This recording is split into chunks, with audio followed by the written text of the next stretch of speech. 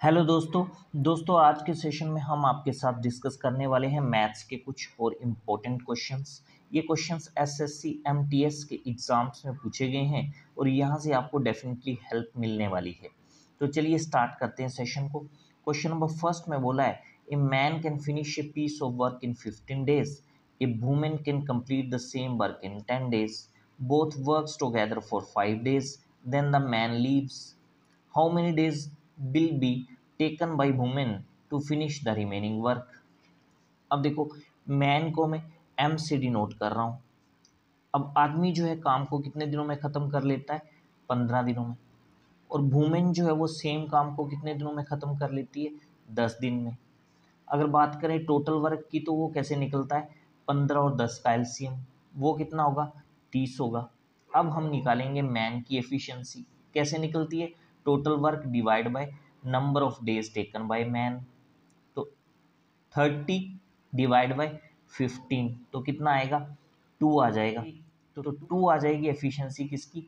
Man की। तो इसका मतलब मैन जो है एक दिन में 2 काम कर सकता है। इसी तरह से वुमेन की एफिशिएंसी निकालनी है। कैसे निकलेगी? 30 डिवाइड बाई 10 तो कितना आएगा? 3। तो वुमेन एक दिन में कितना काम कर सकती है? 3 काम कर सकती है। अब बोलता है दोनों ने 5 दिन मिल के काम किया। अब देखो, मैन एक दिन में 2 काम कर सकता है, वुमेन एक दिन में 3 काम कर सकती है। तो दोनों मिल के एक दिन में कितना काम करेंगे? 5 काम कर सकते हैं। तो 5 दिन में कितना काम कर लिया होगा उन्होंने? 25 काम कर लिया होगा 5 दिन में। ठीक है।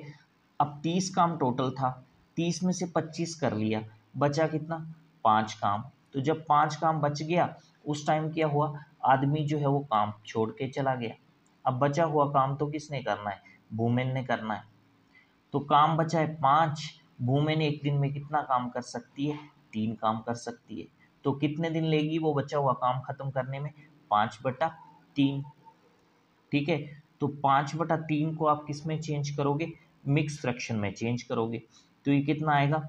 1/2/3। ठीक है। तो वुमेन जो है 1/2/3 डेज में बचे हुए काम को खत्म कर देगी। तो क्वेश्चन नंबर फर्स्ट का ऑप्शन डी जो है वो सही हो जाएगा। ठीक है। अगला क्वेश्चन देखो। क्वेश्चन नंबर सेकंड में बोला है the cost price of 2 articles is same, one article among them is sold at a profit of 15% and other is sold at a profit of 12%. If the difference between their selling price is rupees 18, what is the cost price of each article? अब देखो, 2 articles हैं। तो articles first वाले को मैं article a मान लेता हूँ। अब उसको बेचने पे प्रॉफिट कितना हो रहा है? 15% का। तो 15% को कैसे लिख सकते हैं हम?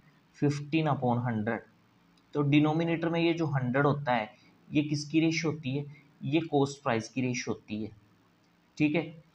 और न्यूमिनेटर में ये जो 15 है ये क्या होता है? प्रॉफिट होता है। तो सेलिंग प्राइस कितना हो जाएगा? देखो, 100 अगर कॉस्ट प्राइस की रेशो है, 15 आपका प्रॉफिट हो रहा है, तो सेलिंग प्राइस की रेशो क्या बनेगी? 115। तो ये फर्स्ट आर्टिकल की बात होगी। अब सेकंड आर्टिकल को मैं 20 से डिनोट कर रहा हूँ। सेकंड आर्टिकल पे उसने बोला है कि सेकंड आर्टिकल बेचने पे 12% का प्रॉफिट हो रहा है। तो 12% का मतलब फिर से क्या आ गया है यहाँ पे?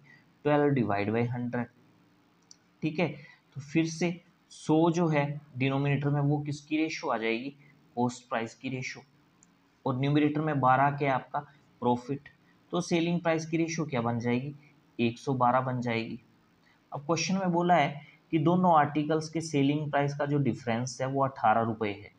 तो रेशो में अगर बात करें हम, तो फर्स्ट आर्टिकल के सेलिंग प्राइस की रेशो 115 है और सेकंड आर्टिकल के सेलिंग प्राइस की रेशो 112 है। तो रेशो में कितना डिफरेंस आ रहा है? 3 का डिफरेंस आ रहा है। तो इसका मतलब क्या है कि 3 रेशो जो है वो किसके इक्वल होगी? 18 रुपये के इक्वल होगी। तो एक रेशो की वैल्यू कितनी आएगी यहाँ से? 6 रुपये के इक्वल आ जाएगी एक रेशो की वैल्यू। आपको निकालना क्या है? कॉस्ट प्राइस निकालना है ईच आर्टिकल का। तो कॉस्ट प्राइस की रेशो क्या है आपके पास? 100 है। तो इसका मतलब आपको 100 रेशो की वैल्यू निकालनी है। तो एक रेशो की वैल्यू 6 आ गई, 100 रेशो की वैल्यू आ जाएगी 600। तो क्वेश्चन नंबर सेकंड का ऑप्शन डी जो है वो सही हो जाएगा। ठीक है ना। अगला क्वेश्चन देखो। देखो क्वेश्चन नंबर थर्ड में बोला है the monthly incomes of Mohit and Prakash are in the ratio 2:3. Their monthly expenditures are in the ratio 3:5. If each saves 5,000 per month then what is the sum of monthly incomes of Mohit and Prakash. अब देखो मोहित को मैं M से denote कर रहा हूँ और प्रकाश को पी से डिनोट कर रहा हूँ और इनकम को मैं आई से डिनोट कर रहा हूँ. तो मोहित और प्रकाश की इनकम की रेशो कितनी दे रखी है आपको 2:3. इसी तरह से मोहित और प्रकाश की जो एक्सपेंडिचर है उसकी रेशो कितनी दे रखी है 3:5. ठीक है.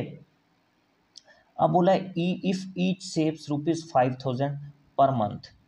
दोनों जो हैं 5,000 रुपये महीने का बचा रहे हैं. अब देखो सेविंग का जो फॉर्मूला होता है, सेविंग को मैं एस से लिख रहा हूँ. सेविंग का जो फॉर्मूला होता है वो क्या होता है, income minus expenditure. Income minus expenditure की रेशो दोनों के लिए क्या बननी चाहिए, सेम बननी चाहिए, क्योंकि दोनों 5,000 रुपये जो है मंथली इनकम की सेविंग कर रहे हैं. तो जो सेविंग की रेशो बननी चाहिए वो भी क्या बननी चाहिए, सेम बननी चाहिए. तो देखो मोहित की सेविंग की रेशो क्या बनेगी, जब आप 2 - 3 करोगे तो कितना आएगा, -1 आएगा मोहित की सेविंग की रेशो. और प्रकाश की सेविंग की रेशो कितनी बनेगी, 3 - 5, तो वो कितना होगा, -2 होगा. तो सेम नहीं आ रहा है. तो हमें क्या करना है, दोनों की सेविंग की रेशो सेम करनी है. वो कैसे करनी है, जो हमारी इनकम की रेशो है ना उसको हमें किससे मल्टीप्लाई करना पड़ेगा, 2 से मल्टीप्लाई करना पड़ेगा. ठीक है. तो देखो इनकम की रेशो आपकी नई क्या बन जाएगी, देखो 2 को 2 से मल्टीप्लाई किया तो मोहित की जो इनकम की रेशो है वो कितनी बन जाएगी आपकी, 4 बन जाएगी. तो यहाँ मैं 2 मिटा के 4 लिख रहा हूँ. और इसी तरह से प्रकाश की इनकम की रेशो क्या बन जाएगी नई आपकी, 3 to the 6. तो ये 3 हटा दिया मैंने और 3 की जगह क्या आ जाएगा, 6 आ जाएगा. ठीक है. अब आप इनकम में से एक्सपेंडिचर की रेशो माइनस करो. मोहित के लिए देखो 4 - 3 करोगे कितना आएगा, 1 आएगा. तो मोहित की सेविंग की रेशो 1 आ गई.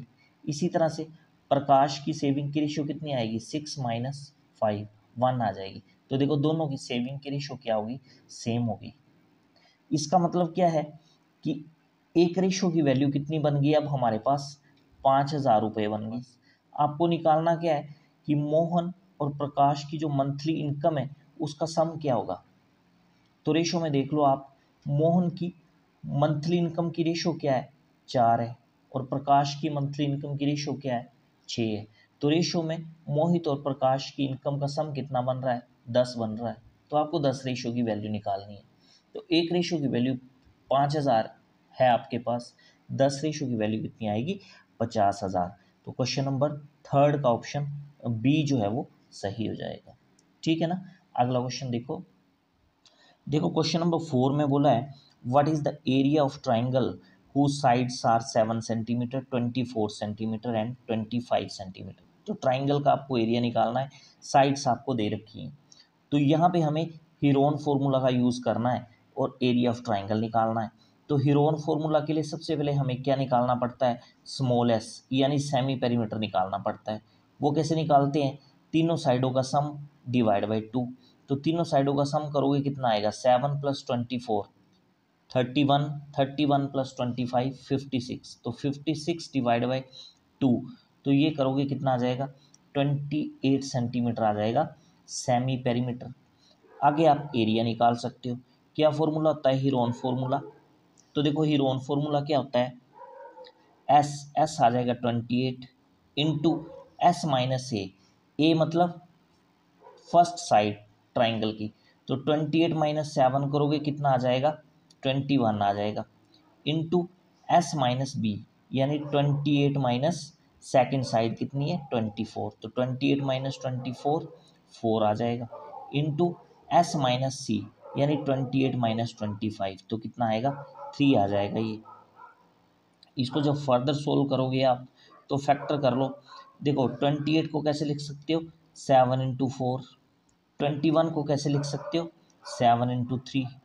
और 4 × 3 को एज इट इज़ लिख दो आप. ठीक है. तो यहाँ पे देखो 7 का पेयर बन रहा है तो उसमें से एक 7 बाहर आ जाएगा। 4 का पेयर बन रहा है तो 4 एक बाहर आ गया, और इसी तरह के 3 का पेयर बन रहा है एक, उसमें से 3 बाहर आ गया। मल्टीप्लाई कर लो, 4 3 द 12 एंड 12 7 द 84। तो एरिया ऑफ ट्राइंगल क्या आएगा, 84 सेंटीमीटर स्क्वायर। क्वेश्चन नंबर 4 का ऑप्शन सी जो है वो सही हो जाएगा। ठीक है ना। अगला क्वेश्चन देखते हैं। क्वेश्चन नंबर 5 में बोला है what is the area of largest square which can inscribed in a circle of radius 14 centimetre. तो आपको उस बड़े से बड़े स्क्वायर का एरिया निकालना है जो कि एक सर्कल के अंदर है, और सर्कल का रेडियस कितना है, 14 सेंटीमीटर। तो इसकी फिगर पहले बना लेते हैं। तो देखो ये आ गया हमारे पास एक सर्कल, और सर्कल के अंदर हमने एक स्क्वायर बना लिया। अब इससे बड़ा स्क्वायर तो नहीं बन सकता ना सर्कल के अंदर, क्योंकि इससे बड़ा करोगे तो वो सर्कल के बाहर हो जाएगा। तो यही बड़े से बड़ा स्क्वायर है आपके पास जिसका कि हमें एरिया निकालना है। तो देखो स्क्वायर की साइड हमने स्मॉल ए कंसिडर कर ली, ठीक है ना। अब आपको पता है स्क्वायर का एरिया क्या होता है, side into side. Side into side मतलब ए इंटू ए। तो ए इंटू ए क्या होगा, ए स्क्वायर। तो स्क्वायर का एरिया क्या आ गया, ए स्क्वायर। तो इसका मतलब आपको किसकी वैल्यू निकालनी है, ए स्क्वायर की वैल्यू निकालनी है। अब बात करते हैं सर्कल के रेडियस की। तो अगर मैं ओ को सी से ज्वाइन कर दूं तो क्या आएगा, सर्कल का रेडियस कितना है, 14। ठीक है। इसी तरह से मैं अगर ओ को ए से ज्वाइन कर दूं तो ये भी क्या है, सर्कल का रेडियस कितना होगा, 14। अब आप देखोगे ट्राइंगल ए बी सी जो है वो क्या है, एक राइट एंगल ट्राइंगल है। तो अगर राइट एंगल ट्राइंगल है तो इस पे आप पाइथागोरस थ्योरम लगा सकते हो। तो पाइथागोरस थ्योरम से क्या होगा, हाइपोटेन्यूज का स्क्वायर। हाइपोटेन्यूज कौन सी साइड है, एसी साइड है। ठीक है। तो एसी है कितना आपके पास, 14 + 14 यानी 28। तो 28 का स्क्वायर करोगे कितना आएगा, तो ये 784 आ जाएगा आपके पास। ठीक है। इक्वल टू बाकी दो साइडों के स्क्वायर का सम। तो बाकी दो साइडें क्या है, ए स्क्वायर प्लस ए स्क्वायर। ठीक है। तो देखो लेफ्ट साइड में तो आपका कितना रहेगा, 784 ही रहेगा, और राइट साइड में कितना आ जाएगा, ए स्क्वायर प्लस ए स्क्वायर कितना हो जाएगा, 2a स्क्वायर। ठीक है। आपको ए स्क्वायर की वैल्यू निकालनी है तो 2 को आप दूसरी तरफ ले जाओगे, 784 के साथ क्या हो जाएगा, डिवाइड हो जाएगा। तो 784 डिवाइड बाई 2 करोगे कितना आएगा, देखो 2 3 द 6, 1 बचा, 18 बना, 2 9 द 18 एंड 2 2 द 4। तो कितना आ गया, 392 सेंटीमीटर स्क्वायर। तो यही क्या आएगा, एरिया ऑफ स्क्वायर। तो क्वेश्चन नंबर 5 का ऑप्शन ए जो है वो सही हो जाएगा। ठीक है ना। तो ये थे कुछ क्वेश्चंस जो आज हमने आपके साथ डिस्कस किए। अगर सेशन आपको अच्छा लगा तो इसको ज़्यादा से ज़्यादा शेयर करें, वीडियो को लाइक करें, और अभी तक अगर आपने चैनल सब्सक्राइब नहीं किया है तो चैनल को सब्सक्राइब भी कर लें। तो आज के लिए फ़िलहाल इतना ही। Thanks for watching it.